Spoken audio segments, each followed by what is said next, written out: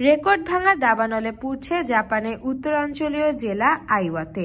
গত 3 দশকে এত বড় আকারের দাবানল দেখা যায়নি পূর্ব এশিয়ার এই দেশটিতে। গত বৃহস্পতিবার উত্তরাঞ্চলীয় শহর আফুনোতো থেকে দাবানলের সূত্রপাত।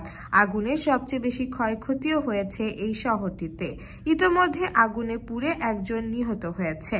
দুর্যোগ মোকাবেলা সংস্থা কর্মকর্তারা জানিয়েছে, বর্তমানে আফুনোতো এর 5200 একর জমি জুড়ে ছড়িয়ে পড়েছে দাবানল এবং আগুন নেভাতে নিয়োগ দেওয়া হয়েছে 2000-এরও বেশি কর্মীকে।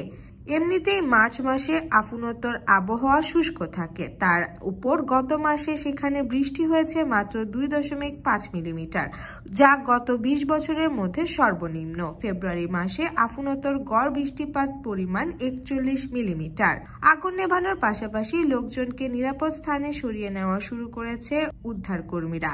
বৃহস্পতিবার থেকে এ পর্যন্ত উপদ্রুত বিভিন্ন এলাকা থেকে সরিয়ে নেওয়া হয়েছে প্রায় 2000 মানুষকে। তবে এখনো বিভিন্ন এলাকায় আটকা পড়ে আছে প্রায় 4600 জন। আগুনে ইতোমধ্যে আফুনোতোর অন্তত 80টি বাসভবন ধ্বংস হয়েছে বলে জানিয়েছে দুর্যোগ মোকাবেলার দপ্তর।